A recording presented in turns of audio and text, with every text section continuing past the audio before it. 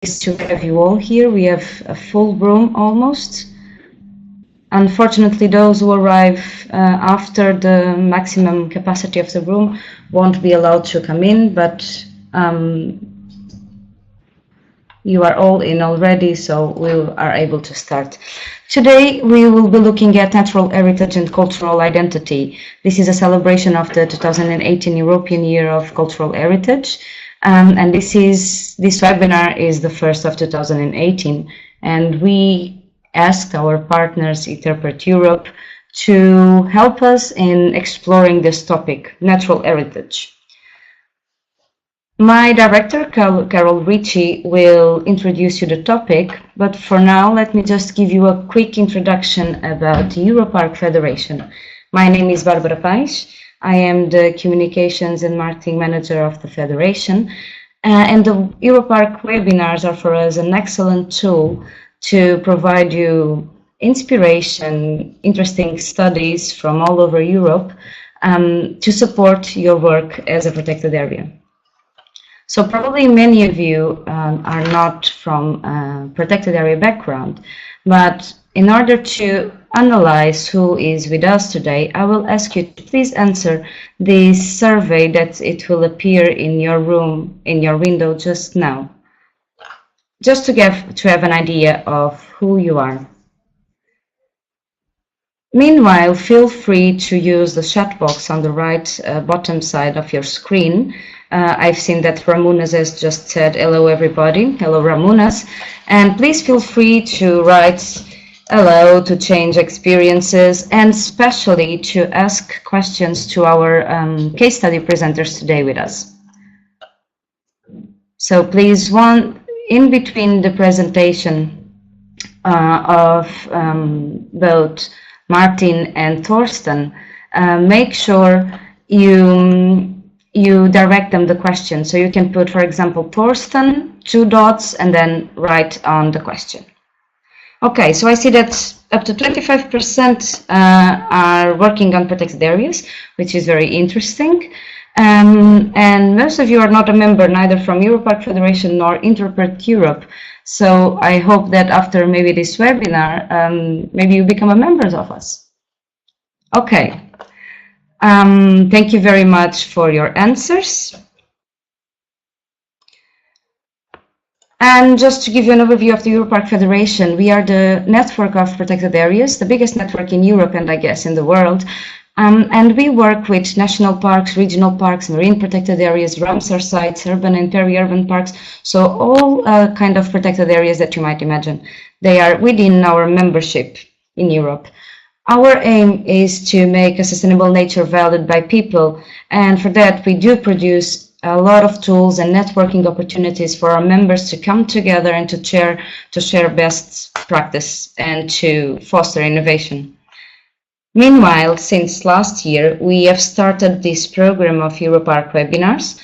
All the webinars are available under our website, europarc.org/EUROPARC webinars. And this webinar will be available also on our website next week. So you'll be able to download the presentation and also to watch the recording. Today, we will have with us Carol Ricci.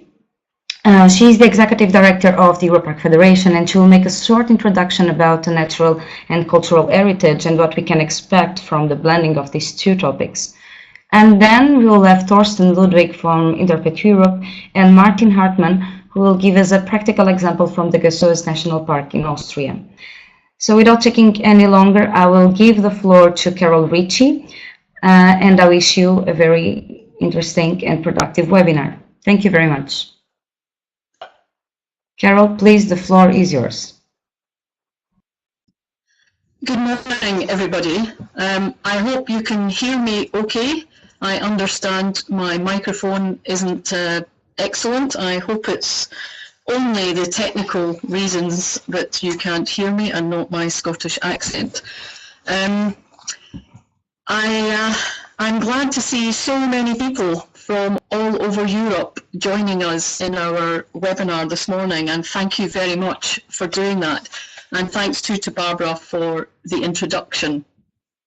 I'm hoping we don't have technical problems with our presenters. We're just checking run okay as well. Again, as Barbara said, please feel free to put comments in the chat box. She will be moderating that, and we will be gathering your questions for the speakers, or any comments or any other points that you want to make after we've heard the various presentations. So I just again want to welcome those who are not part of the EUROPARC Federation to this webinar, and again, just to give you a little bit of information about us. We are the largest network of protected areas in Europe, excuse me, and as you can see from the picture there, those three statements sum up in a very short way what we are all about. We are the network for protected areas, so we support the work of parks and protected areas in every aspect of their work. Fundamentally, that's about protecting nature, looking after our landscapes, our seascapes, through the context of protected areas. But we primarily do that by bringing people together, because at the end of the day, it's people who make parks, and by sharing experience and learning from each other, we want to make sure that our parks can be supported and managed in the best way possible, that our nature is protected, and that we can contribute to a more sustainable world. So that's really what EUROPARC is there to do, and we do that with members across 37 countries in Europe. How do we do that? Well, as I said, primarily by bringing people together. We live on a very crowded continent in Europe, and we kind of need to work with each other and see what everyone else is doing, since we share international borders.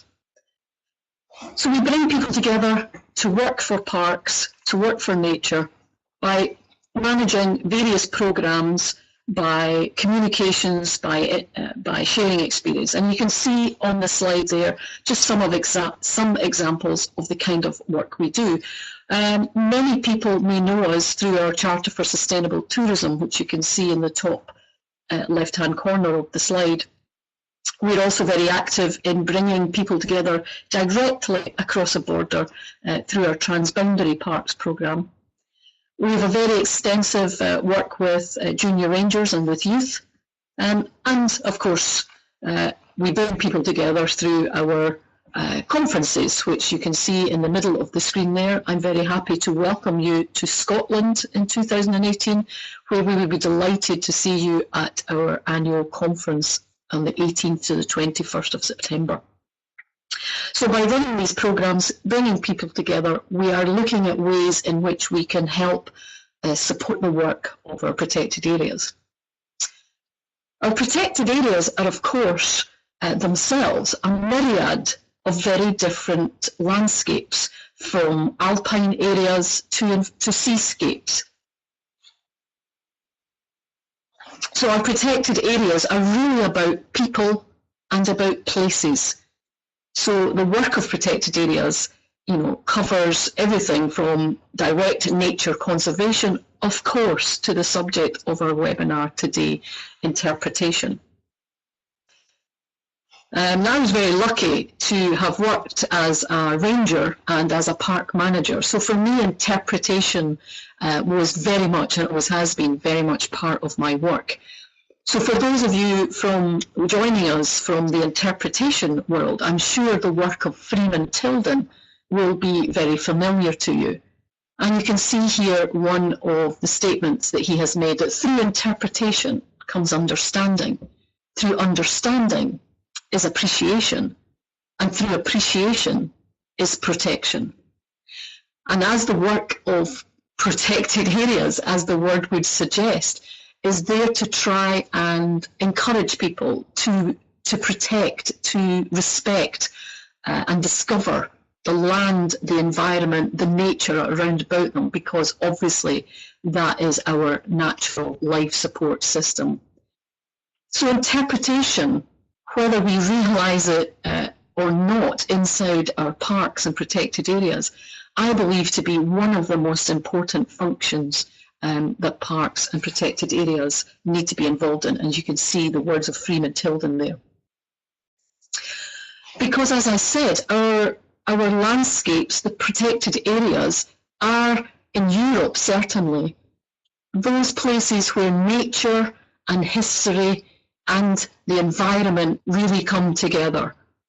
Because that combination of our human history, of the environment and the nature in which that human history has taken place, is really what we now we all have in our different countries, is our culture.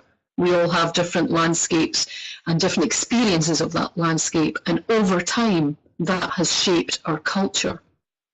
And it's our culture that shapes our cultural identity, who we are, what we eat, the clothes we wear, of course the weather that we experience and how we respond to that. All of those elements of what we understand to be our culture are very directly related to the land. But I think it's a very interesting consideration in Europe these days that, as I said, we live in a very crowded continent, and in modern times we're much more used to moving around that continent, perhaps in a way that our predecessors did not. So I think it's interesting to think also that although we may be born into a cultural identity through that experience of history and nature, there are many of us, and a growing number of us in Europe, and I guess in other parts of the world, for whom that cultural identity is not as directly linked to the place in which we now live and in which we bring up our children, and our future generations may be connected to. So I do think that's something worth considering. So we have that idea of culture associated with the land and the cultural identity that comes from that. But for many people, that where they now live is not perhaps something that they, from the cultural identity from which they originated. And that's just an interesting thought to consider. Because as I say in this last slide here, I think we in the protected area world, as I mentioned at the beginning, do have an important responsibility. You know, we have challenges in our environment, everything from climate change to the loss of land and pollution and, you know, difficulties with people's interaction with nature.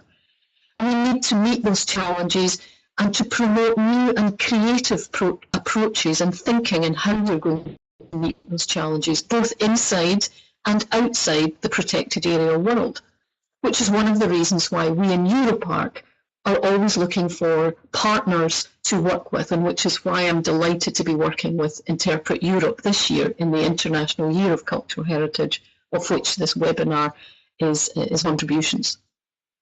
We need to proclaim anew the meaning and the value of the natural environment, of the culture that's associated with that, to expand the learning opportunities that being in nature and being in protected area brings.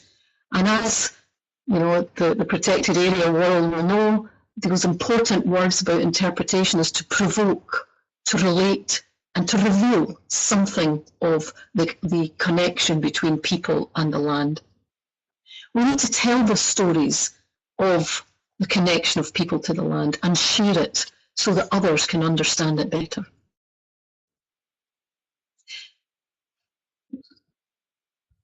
So interpretation, I really do believe, has a very important role to play in this. It makes the past relevant to the present in order that we can precipitate a change in the future.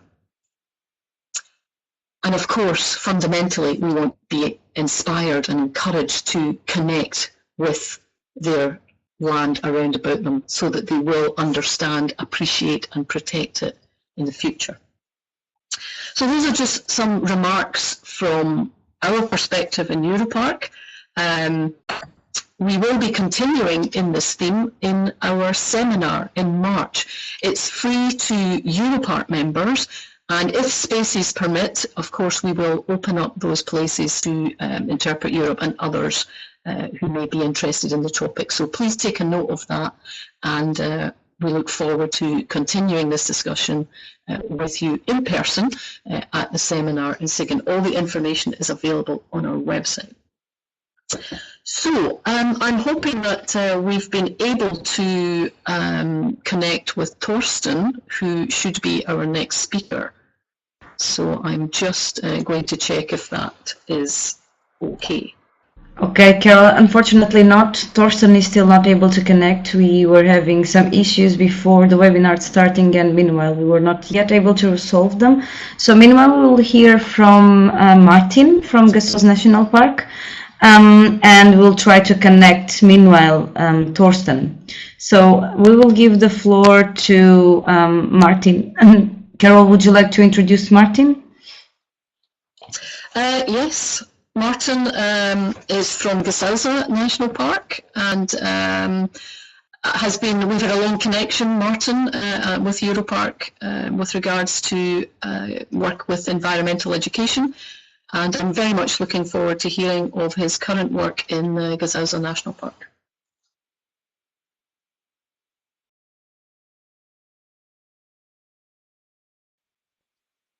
Hey, can you hear me? Fine. First of all, I will send you some greetings from Markus Blank. He is a colleague of mine, and he is responsible in the for interpretation. And I want to give you a short overview, a short introduction. How do we in the National Park Gassos integrate interpretation in our daily work? The first picture show you a beautiful castle. It's the castle of Reutelstein, and a couple of years ago, our director, Herbert Wölger, took part in a 3-hour workshop with Thorsten Ludwig. And he instantly was convinced that interpretation is the perfect way to foster stewardship for our heritage. In the background of this picture, you can see some very high mountains, and this is a view into the National Park Gassos. And a short overview of the national park. It's the youngest national park in Austria. It was established 2002, and it lays right in the center of Austria in the northern limestone Alps. Meanwhile, the national park has interpretive exhibits like this one in the Natural History Museum of the famous Edmund Abbey. And the idea behind is that we have in this museum nearly 70,000 visitors per year. And the idea of the national park was that it's cheaper to have a small room inside of the museum than to have our own visitor center. It's very cheaper, and we can join also this amount of visitors. And the idea of the exhibition was to introduce some researchers and scientists from the national park to the public. And one of the 4 phenomena in this exhibit is the northern giant eye harvestman. You can see it on the next picture here in the right corner.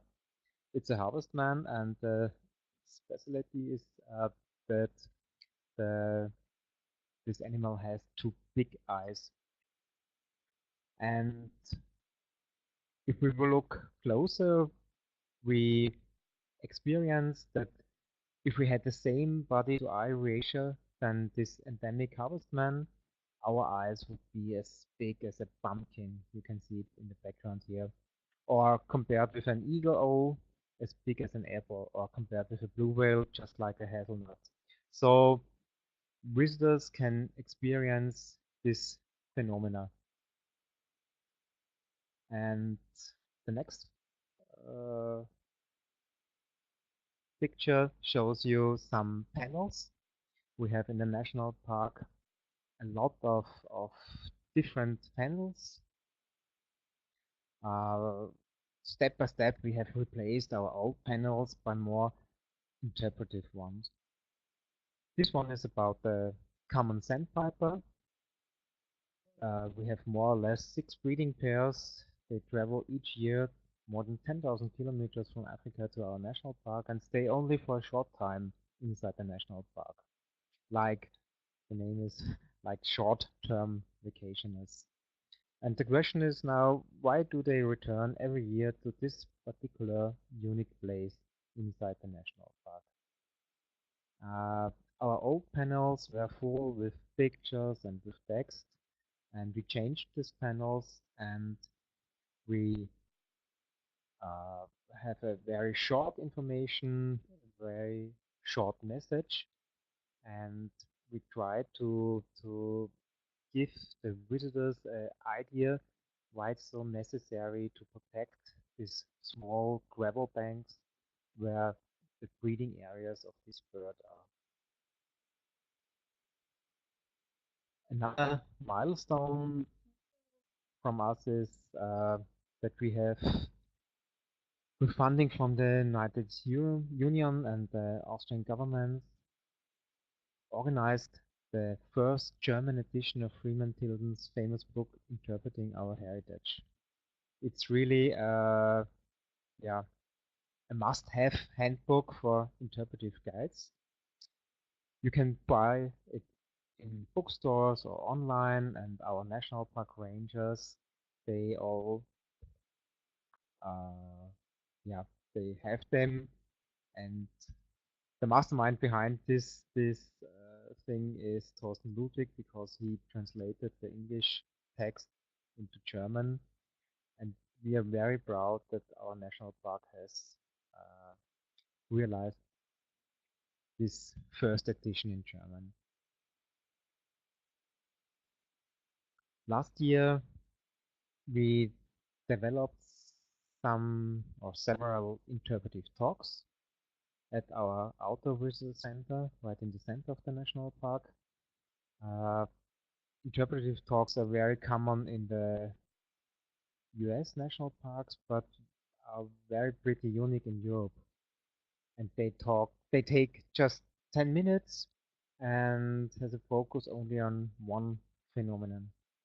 And these interpretive talks are intended to be very participatory and should provoke people to reflect to this phenomenon. And we have a couple of national park rangers who are able and who has the possibility to make this interpretive talks.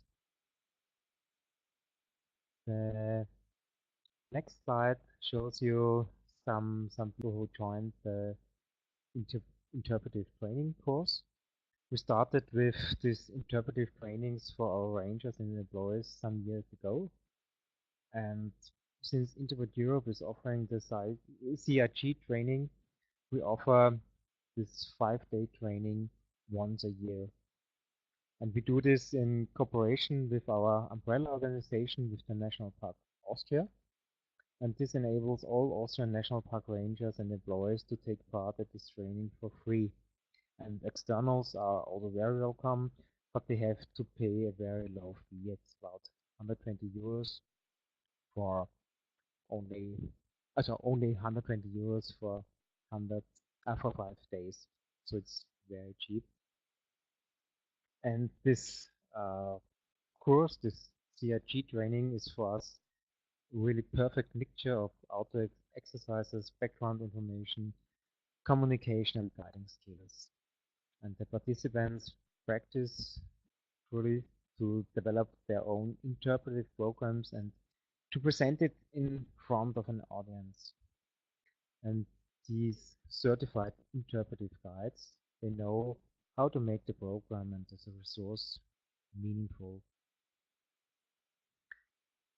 Before the participants can proudly hold their certificates in their hands, they have to pass a written and a practical exam, and they have to deliver a homework. And this picture shows you also a view in our national park, and the mountains behind are all inside the park. Yeah, the last, or nearly the last picture, is that in our certified ranger training program, which is all in all 42 days in total, we have integrated 3 days of these interpretive trainings. And in future, we are thinking of integrating to the complete CRG training into the ranger training program. And on these pictures, you can see the newly certified National Park Rangers 2017 on the National Park Size and Kalkalpen. This was the first time that we have a course for both national parks together, and all of the participants were very enthusiastic about the program and about the CRG training. And yeah, I think this is also a step forwards to make it very popular and very famous for the National Park Rangers in Austria. So this is the last picture. On this picture, you can see our visitor center right in the center of the national park, and you can see some living buildings. So we have not a classical visitor center. We have ecological footprint in the form or kind of a labyrinth. You can see a little bit of the Willow Dome. It's the biggest living building in Austria. And this is our visitor center. And there our visitors have the possibility for experience. And I think that interpretation is also one way for the visitors to have a better feeling, a better connection with nature. And yeah, we are very happy that Markus Planck is so connected with this theme. And yeah, I hope I could give you a short overview about our how we integrate this interpretation in our daily work. And thank you for your attention. Okay.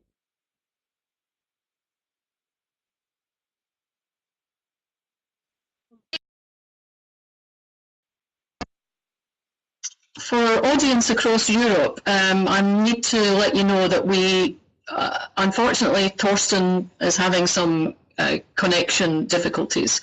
So we're not able to bring his presentation to you. And what we will do is to do a second part of this webinar. We will announce some dates when we can have Torsten available.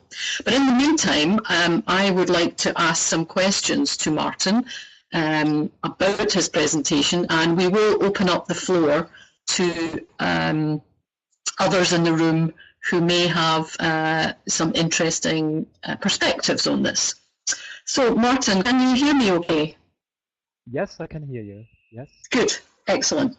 Martin, thank you very much for sharing with us how you have integrated the work of interpretation in the Gazalza National Park.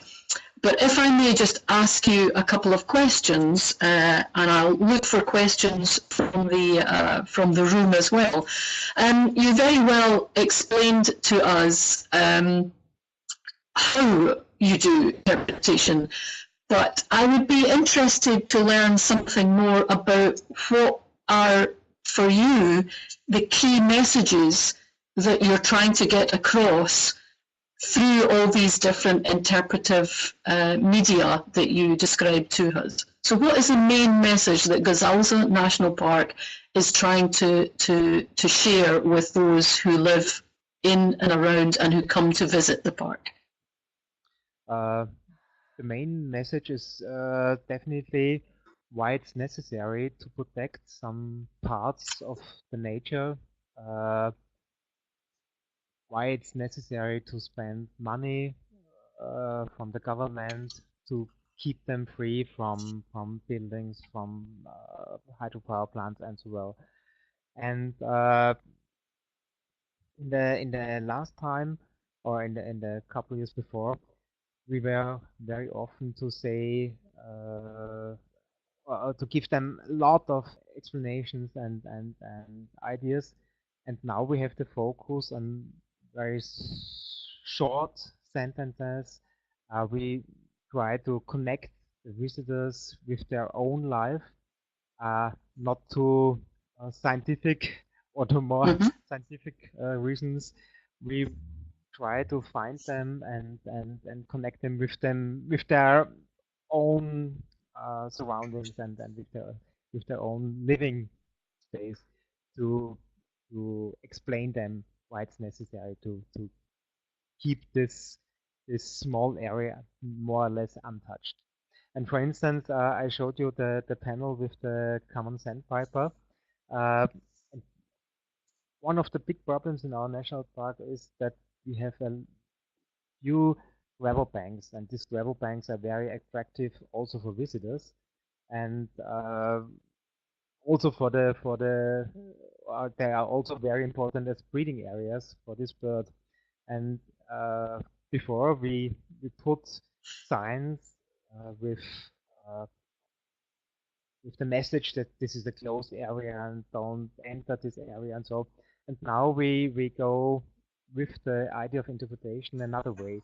We tell them why this bird has also interest in this area, in these gravel banks, why it's important that these small birds, which is on the red list of endangered species, have to have for a couple of months this place, and you get more the visitors accepted it more now. They have more connection with this problem. So I think no, that's a good example of using interpretation to help help inform the visitors to better respect and manage the nature and the natural aspects of the park.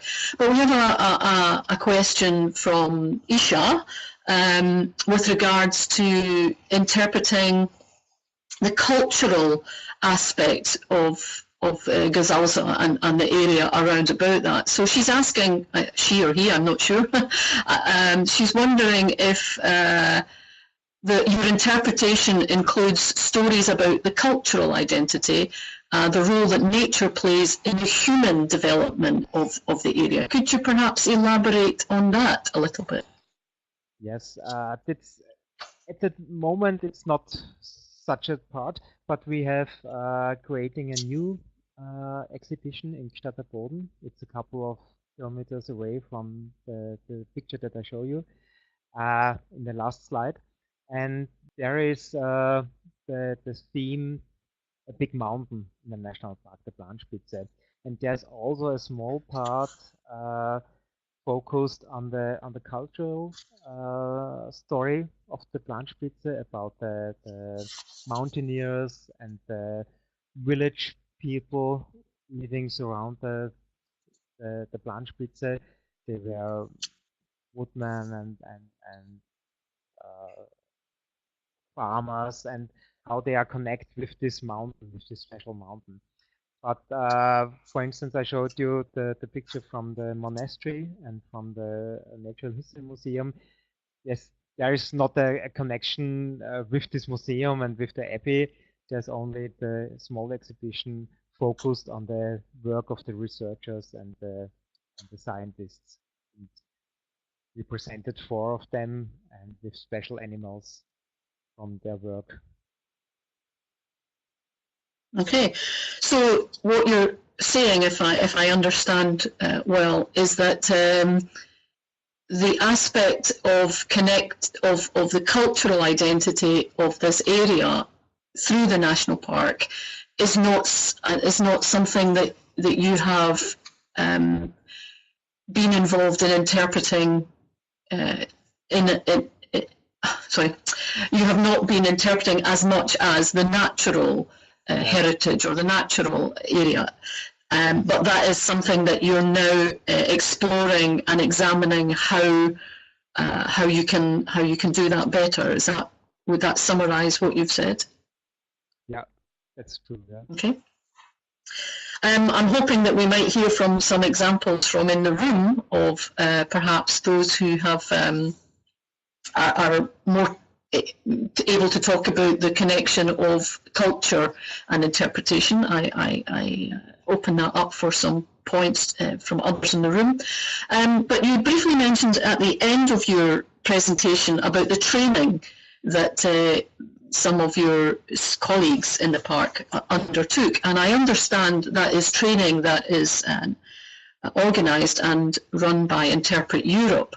So again, there's a question asking about a national scheme or training in heritage interpretation, and certainly EUROPARC is working quite closely with Interpret Europe to look at how we can and promote the excellent training that Interpret Europe provides. I wonder perhaps if you have that information, if you could perhaps share a little of what that Interpret Europe training provided for your colleagues to share it with the others in the room. Yeah, there was some disturbance in the connection, but I hope I understood you correct. Yes, we have a certified training for our national park ranger. This is all in all 42 days. And we integrate the CRG in this course, and it's a very important part of the course at the moment. And we work very close together with Torsten and Markus Blank. They made these trainings, these 5-day trainings for our national park rangers, and we have the possibility that our umbrella organization is not, it's called National Parks Austria.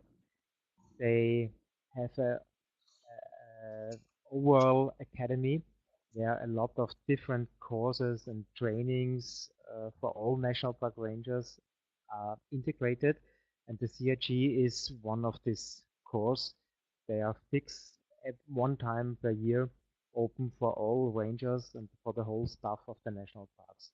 So in the last few years, the interpretation become really a very important part of our training for the ranger as well as for the staff of the national park. Are you able to tell us what the training, what was involved in the training? Who is involved? The question is. No. What topics are covered in the training provided by Interpret Europe? Okay, yeah, it's the natural aspect. This is the main focus of these training courses, and not so much the cultural identities. It's more or less only focused on the natural aspect. Yeah, but sorry, maybe I'm not explaining myself well. I mean, what are they trained in? Are they trained in obviously the theory and practice of interpretation, how to give guided walks? I'm looking for some information about what is the content of the training that Interpret Europe provides. If there's others in the room who have that information, please feel free to share it on the chat. It came from a question from Susanna, and I'm just trying to elaborate that. I will say that in our seminar in Siegen, Torsten will be there in the flesh, and we will be giving some samples of the training that Interpret Europe offer for heritage interpretation in Europe.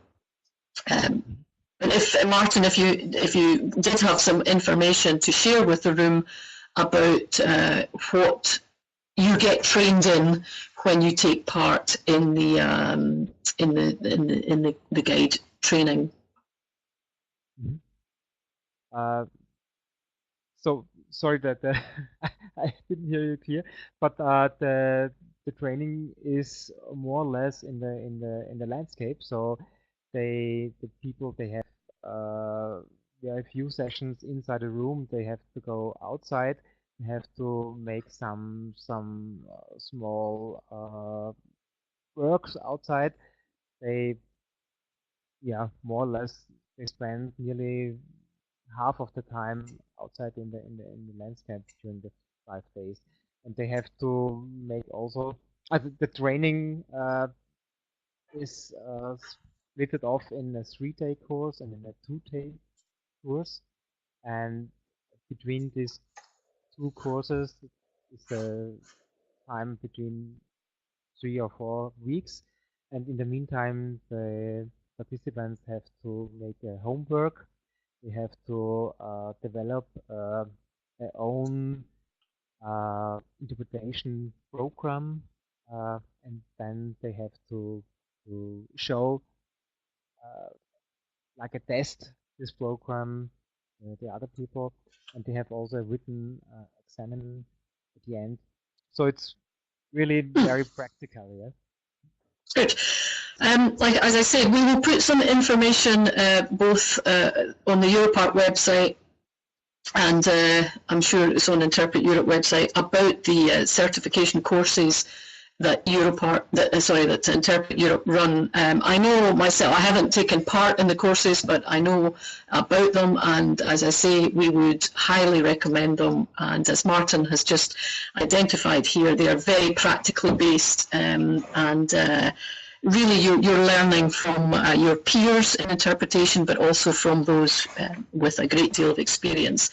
So look out for some more information for those who are interested in more heritage interpretation training. We'll make that information available to you.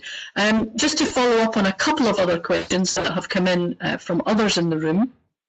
Again, directly to Martin. Ian, Marshall, I will come back to your point in a few moments, but just to conclude with my questions to Martin, Suzanne has asked, Martin, do you evaluate the impact that the interpretation has on the visitor? So are you seeing any appreciable differences in how the visitor or how the community interact with the natural heritage in Gesauza as a result of the interpretation that you've put in place?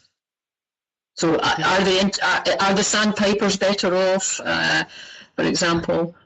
Yeah, I think for a general overview, it's too short, and we have not really some measurements about the behavior of the visitors.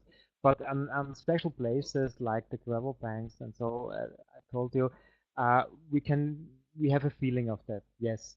And also, I showed you on the slides that we have at our visitor center these short interpretive walks and tours, these small programs with about 10 minutes, quarter hour, and there's the response of them is very good, yeah, and the visitors, they like it very much. And I cannot say if the general behavior of the visitor is now in another way, but yeah, I hope so. Yeah, I hope so. More or less, the message of the national park and the national park philosophy and the idea is really better understanding for the visitors than before, because our panels has now a better design. That the message is very clear and announced, and not too much. There are not too much pictures and text, and so they are very short and clear, and it's more better understanding for the visitors. And so, yeah. I think. Yeah, I mean, that's Suzanne. I can speak on behalf of many parks. I'm sure that is a fairly typical situation, and I think it's one of the issues that in interpretation generally we do have a weakness in. I think we're very good, as if I may say, I think we're very good at understanding what is, good practice in interpretation, as Martin has just described there, in terms of, for example, the creation of panels. And we assume, and we hope, and we have some anecdotal evidence that suggests that these are better for the public to receive messages.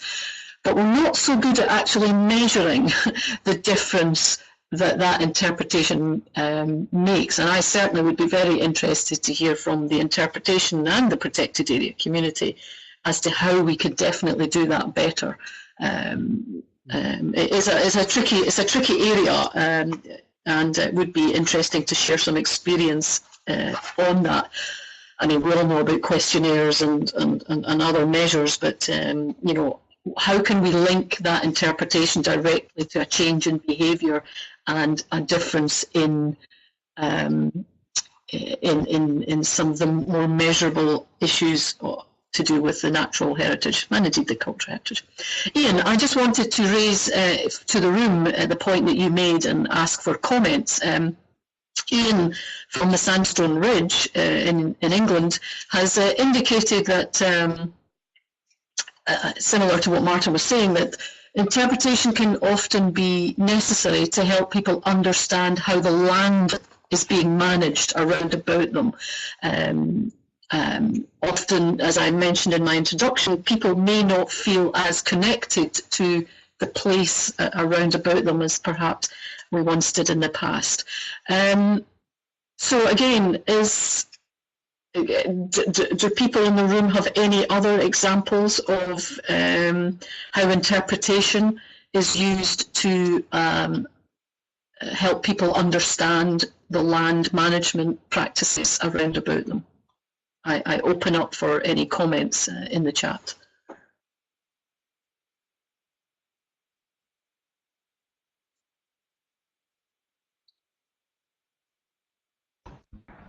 Okay, meanwhile, if you are following the chat box, there has been interesting case studies shared by Tanya Diodati. So it seems it's a case study from the European Commission, or commissioned by the European Commission, about the links between natural and cultural heritage. Might be worth to take a look at. Meanwhile, just to once more advertise that we have the SIGAN seminar registrations open. This seminar is free to EUROPARC members. It will be 3 full days of activity. We will be looking at the theoretical part, but also at tools to help parks better communicate their natural and cultural heritage.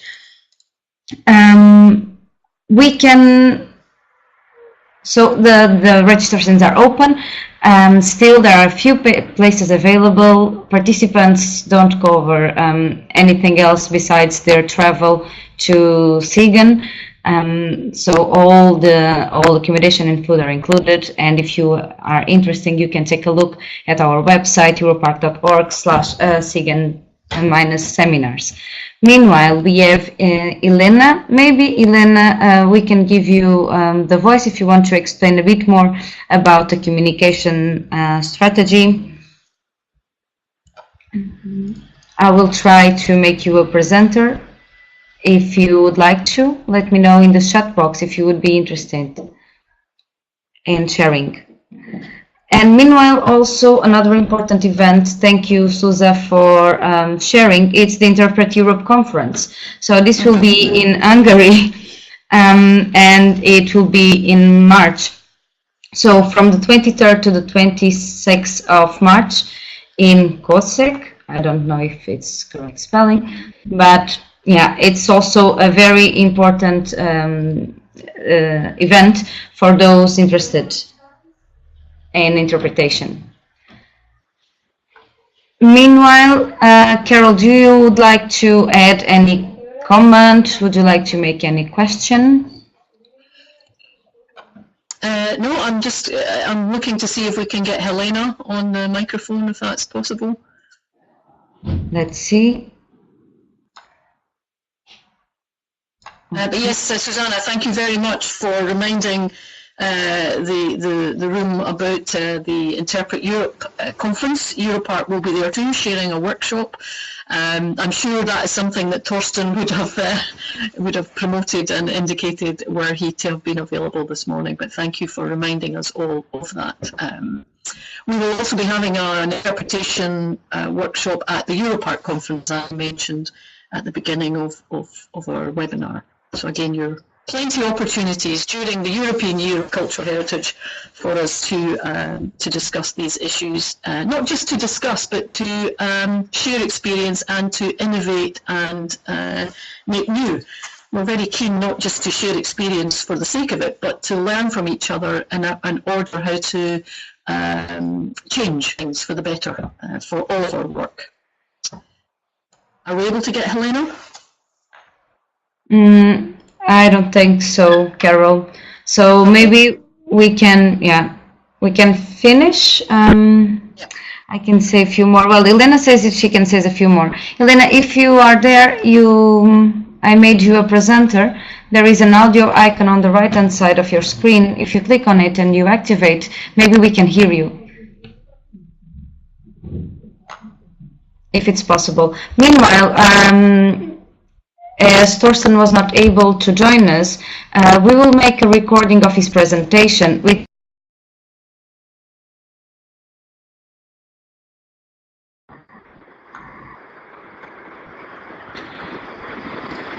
So the presentation from Torsten is here. We could not have him, but it seems very, very to do is I will record with Torsten his presentation, and it will be available on our website earlier next week with all the presentation also from Martin and from Carol. So meanwhile, Elena, try to connect your audio if it's working. If it's not working, maybe you can just write and share your experience with the chat box.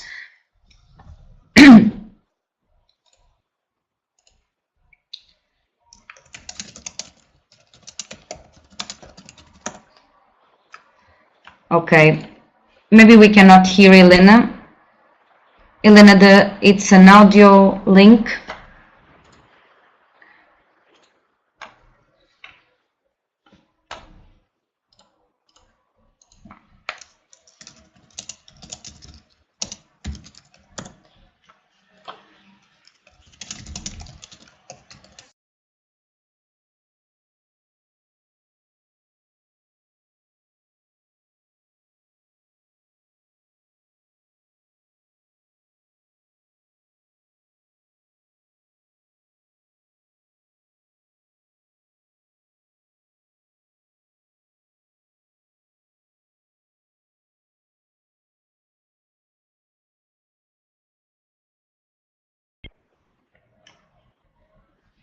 Okay. Yeah, unfortunately it doesn't work with Elena. It was actually also very spontaneous. So we will finalize our webinar for today.